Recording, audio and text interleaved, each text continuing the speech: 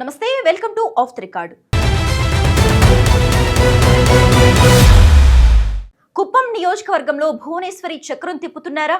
గత ప్రభుత్వ హయాంలో జరిగిన అనుభవాలతో అన్ని అభివృద్ధి పనులను ఆమె దగ్గరుండి మరి చేస్తున్నారా? టీడీపీ కంచుకోట అయిన కుప్పంలో ఇంతగా కష్టపడటానికి కారణాలు ఏంటి? భువనేశ్వరి కుప్పం మీద అంతగా ఎందుకు శ్రద్ధ చూపిస్తున్నారు? Watch the story.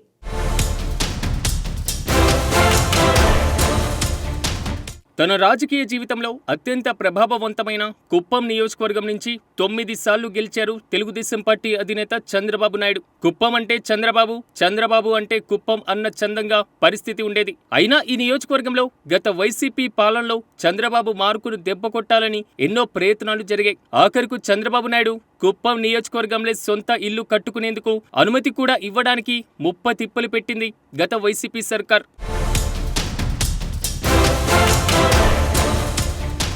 ఈ రాజకీయ ఆటుపోట్లను తట్టుకొని నిలబడిన చంద్రబాబు కుప్పం నియోజకవర్గాన్ని శాశ్వతంగా తెలుగుదేశం ఖాతాలో ఉండిపోయేలా అభివృద్ధి చేస్తున్నారు. తనకే కాదు, తన కుటుంబానికి సైతం విధేయతగా నమ్మకమైన నియోజకవర్గంగా ఉండేలా నిర్మాణాత్మకమైనటువంటి వ్యూహాన్ని అమలు చేస్తున్నట్లుగా కనిపిస్తుంది. అందుకే స్వయంగా తన సతీమణి నారా భువనేశ్వరిని కుప్పం నియోజకవర్గ ప్రజలకు దగ్గర చేస్తున్నారు. ఇక భువనేశ్వరి కూడా కుప్పం ప్రజలకు ఆప్తురాలిగా మారారట. నెలకు 10 రోజులు కుప్పంలోనే ఉంటున్నారట.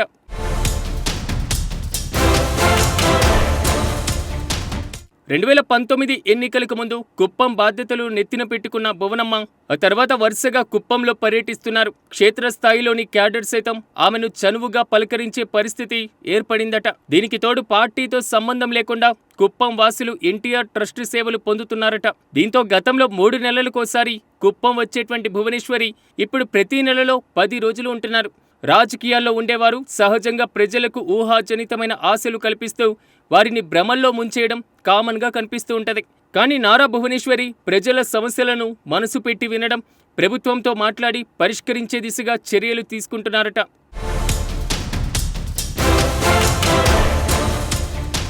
రెండు 2019 ఎన్నికలకు ముందు నారా భువనేశ్వరి పెద్దగా ప్రజలకు తెలియదు. అయితే ఎన్నికల సమయంలో నియోజకవర్గంలో పరిస్థితిని గమనించిన ఆమె పార్టీ పైన దృష్టి పెట్టారట.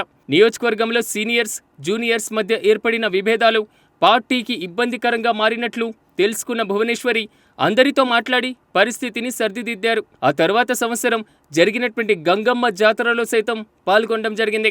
2019 నుంచి 2024 వరకు కుప్పం నియోజకవర్గంలో ఎన్టీఆర్ ట్రస్ట్ సేవలకు ఇబ్బంది కలగకుండా చూసేందుకు పలుమార్లు ఆమె నియోజకవర్గంలో పర్యటించారు. అధికారంలో ఉన్నా లేకున్నా తమకు కుప్పం ప్రత్యేకమైనదని చెప్పకనే చెప్పారు. దీంతో పాటు నిరుద్యోగులకు ఉపాధి అవకాశాలు, skill development centre, tailoring coaching కేంద్రంతో పాటు ఉచిత హెల్త్ క్యాంపులు ఏర్పాటు చేయించారు. పాడి రైతులకు సలహాలు, సూచనలు ఇవ్వడానికి హెరిటేజ్ ద్వారా క్యాంపులను ఏర్పాటు చేయించారు.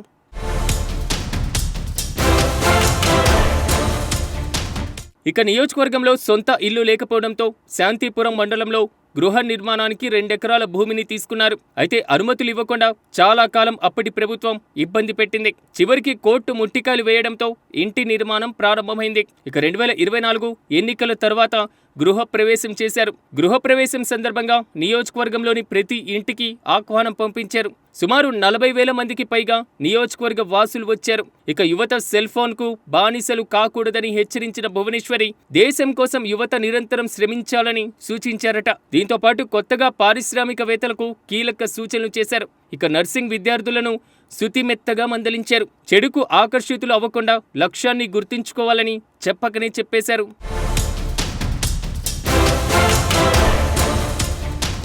కుప్పం నియోజకవర్గ ప్రజలతో ఆప్యాయంగా మాట్లాడుతున్న భువనేశ్వరి కొన్ని సమయాల్లో సెక్యూరిటీ ఇబ్బందులు వచ్చినా ఏమాత్రం వెనుకాడడం లేదట.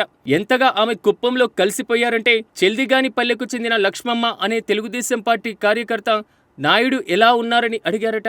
ఆ తర్వాత తన ఇంటికొస్తే సారెను పెడతానని పిలవడంతో లక్ష్మమ్మ ఇంటికి వెళ్లి సారెను అందుకున్నారట భువనేశ్వరి. నియోజకవర్గంలో తరచుగా భువనేశ్వరి పర్యటనలు చేయడంతో పార్టీలోని సీనియర్స్, జూనియర్స్ మధ్య గొడవలు సమసిపోయాయట. మొత్తం మీద ఇప్పుడు చంద్రబాబు కంటే కుప్పం వాసులకు భువనేశ్వరి అత్యంత ఆప్తురాలిగా మారిపోయారట.